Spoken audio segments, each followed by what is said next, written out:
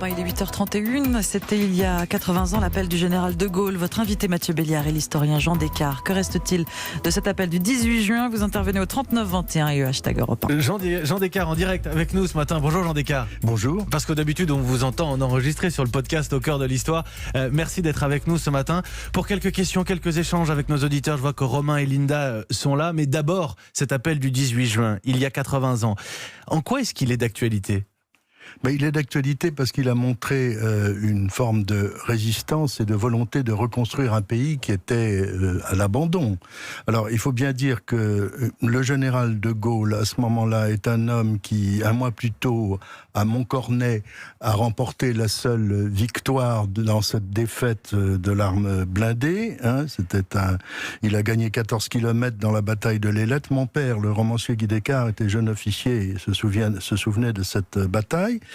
Bon, de Gaulle, il faut le dire tout de suite, sans l'appui de Churchill, le 18 juin gaulliste n'aurait pas pu avoir lieu parce que Churchill se battait contre son propre cabinet où il y avait l'ancien Premier ministre Chamberlain, l'ancien ministre des Affaires étrangères Lord Halifax qui était pour une négociation avec l'Allemagne. Donc, c'est très important de rappeler, si vous voulez, ce contexte. Churchill était d'abord un peu réticent, ce général français pas très connu, est-ce que ça va pas indisposer le gouvernement français? Il y avait le changement, le départ de Paul Reynaud, l'arrivée du maréchal Pétain. Et puis, faut dire aussi que sans le succès de l'opération Dynamo à Dunkerque, Churchill n'aurait pas eu le poids de soutenir De Gaulle tout en, j'allais dire, en le maîtrisant. Le discours en question, même si les gaullistes n'aiment pas ça, a été un petit peu amendé, corrigé. Voilà. Alors, à 49 ans, ce qui est très important de dire, c'est que si De Gaulle entre dans l'histoire, un mois plus tard, il avait rencontré Churchill, il y avait une discussion dans le Val-de-Loire, et Churchill dit suivant, je l'aperçus dans le couloir, le général De Gaulle, immobile, flegmatique, le saluant, je lui dis à mi-voix, en français, l'homme du destin. Et ça, c'est très, très intéressant. Alors, Churchill lui dit ça ? Oui. Absolument. Et le 18 juin, si vous voulez, le discours est enregistré à 18h. On sait qu'il a été dactylographié par Elisabeth de Miribel, qui a eu du mal à lire l'écriture du général. Il y a eu des modifications dans le texte sur la pression du cabinet. Et ce qu'il faut dire tout de suite, parce qu'on l'oublie, c'est que Churchill lui-même avait un discours très important ce jour-là, devant la Chambre des communes. Ça n'est pas le fameux discours du mois de mai où il dit « je vous promets de la sueur, du sang et des larmes ». Non, pas du tout. Il dit que tous les peuples et des pays qui sont occupés, les Finlandais, les Polonais, les Tchèques, etc., seront libérés et que la France sera libérée.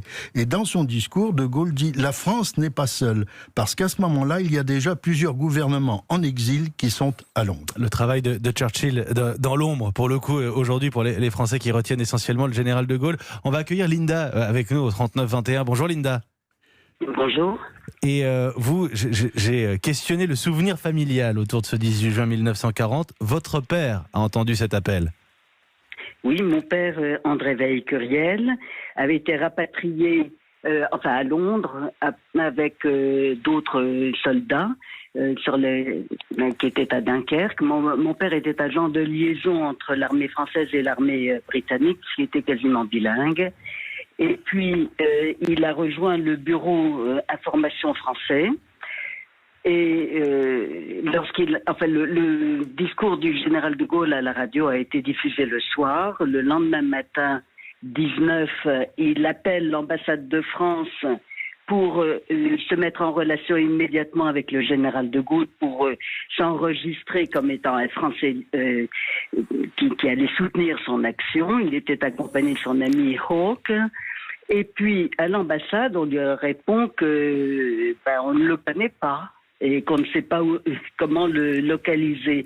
Et sur l'insistance de mon père, la secrétaire qui le connaissait, puisqu'il était venu déjà plusieurs fois à l'ambassade, lui a dit en confidence, mais surtout ne répétez pas que c'est moi qui vous l'ai dit, lui a donné le numéro de téléphone et l'adresse du général de Gaulle, Immédiatement, mon père l'appelle et le général de Gaulle fixe rendez-vous le jour même à midi et il s'est présenté. C'était son aide de camp Courcelles qui ouvre la porte et qui l'introduit. Et à ce moment-là, enfin un peu de temps après, le général l'écoute, c'est sa profession de foi en quelque sorte. Et comme c'était l'heure du déjeuner, il lui dit écoutez, votre première mission, ce sera de répondre au téléphone pour me permettre d'aller déjeuner avec Courcelles. Et voilà comment les choses se sont passées. Jean Descartes. Oui, mais je trouve ça très intéressant. Bonjour madame. Moi, si vous voulez, dans le contexte de l'époque, c'est très facile d'évoquer les choses simplement comme ça, mais c'était beaucoup plus compliqué parce que après son discours, De Gaulle est un paria. Il va être condamné à mort. Il est donc hors la loi à tout point de vue, du point de vue français. Ça, c'est très important. Le deuxième point, j'y reviens, c'est que c'est la naissance d'un duo, une rivalité de deux tempéraments fantastiques, De Gaulle-Churchill, qui ne vont pas s'aimer, mais s'estimer et se respecter. Et le roi George VI n'arrêtera pas de dire, le père de la reine actuelle, de dire à Churchill d'être moins sarcastique avec De Gaulle et moins critique. C'est très intéressant parce que ces deux hommes avaient une immense valeur et un souci de la langue et du verbe très précis. 8h37.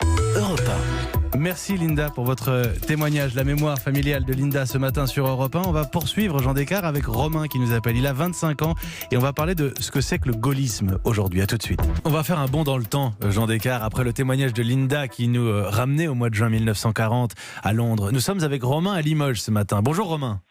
Bonjour Mathieu et bonjour à Monsieur Descartes. Bonjour monsieur. Alors j'ai posé la question comme ça ce matin. Pour vous, en 2020, ça veut dire quoi être gaulliste? Est-ce que ça a du sens? Et vous avez pris le téléphone pour dire oui, pour moi ça a du sens le mot gaulliste. Alors vous me permettrez d'abord juste de dire mon profond respect pour M. Descartes. J'ai apprécié le travail notamment sur Haussmann et le Second Empire, qui est une période qui est trop souvent oubliée. Voilà, je voulais juste le mentionner. Et content d'être venu, Jean Descartes. Merci beaucoup. Je reviendrai, si on m'invite, je reviendrai. Merci monsieur. Pour ce qui est, et d'ailleurs le Second Empire et Napoléon III, c'est assez lié au général, avec le travail de Philippe Séguin, mais je m'arrête là. Pour ce qui est du gaullisme, pour moi c'est extrêmement important et ça fait référence à ce qu'on vit actuellement. Et je pense qu'il ne faut pas oublier le De Gaulle d'avant-guerre, celui qui a écrit le fil de l'épée, l'armée de métier, qui avait vu avant tout le monde finalement ce qui allait se passer, que personne n'a écouté. Il parlait d'ailleurs même à l'époque de racaille, je crois dans une lettre à sa mère, de racaille politicienne, face à la médiocrité ambiante. Pendant la guerre, moi je crois que ce qui est vraiment fondamental, c'est la politique d'équilibre qu'il a menée. Vous parliez de Churchill tout à l'heure, mais il y a aussi tout le rapport qu'il a développé avec la Russie, qui est fondamental, et le lien avec Staline, qui était effectivement complexe, mais De Gaulle a compris qu'il ne pouvait pas tout miser sur les Américains et les Anglais, et c'est ce qui nous manque aujourd'hui justement. Et c'est pour ça que De Gaulle devrait nous inspirer un peu plus, c'est que notre politique étrangère est pas assez équilibrée, je crois, aujourd'hui. Si je comprends, Romain, entre les lignes, au-delà de l'esprit de résistance dont on parle beaucoup, il y a cet esprit d'indépendance, Jean Descartes.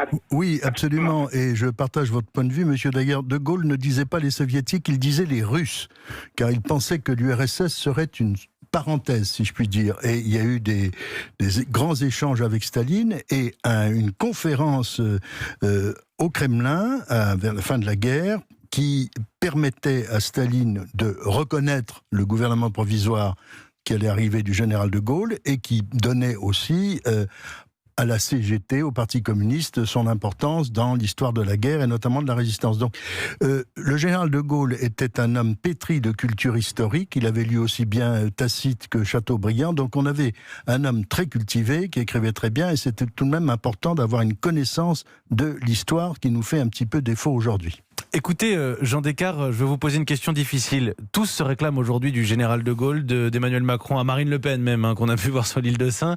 Évidemment, les Républicains, parfois à gauche. Vous en voyez un, vous, si on prend les personnalités politiques, un héritier ou une héritière du général de Gaulle ? Non, je n'en vois pas. Et d'abord, je ne m'y risquerai pas, mais je n'en vois pas. Mais ce qu'il y a de certain, c'est que la seule personne qui pourrait vraiment se réclamer du gaullisme, ce serait quelqu'un de très cultivé, de respectueux de la chronologie historique. Il faut voir, par exemple, lorsque le général de Gaulle a présenté les bases de 1958, de la Constitution, il a passé en revue le passé historique, si je puis dire, de la France. Quand il dit, par exemple, il manque un roi à la République, c'est-à-dire qu'il veut stabiliser le rôle du chef de l'État, la Constitution, etc. Il y a une vision d'ensemble, alors qu'aujourd'hui, nous avons des regards très étriqués et immédiats. Et je veux dire que les réseaux sociaux, les téléphones portables, qui sont dans l'émotion, ça n'aide pas à la réflexion et à la vraie connaissance, y compris de la chronologie historique. Et je vous remercie, Romain, de votre appel au 39-21, parce que quand je parlais du gaullisme, je m'attendais à ce qu'on parle de la suite de l'après-guerre, et Romain est revenu sur Charles de Gaulle avant la guerre. Merci, Jean Descartes. C'est moi qui vous remercie. Merci d'être venu nous éclairer ce matin, bien sûr. Répondre à nos auditeurs aussi, Linda et Romain qui étaient en ligne avec nous. Et Jean Descartes, on vous retrouve évidemment sur le podcast Au cœur de l'histoire. Il est 8h43 sur Europe 1.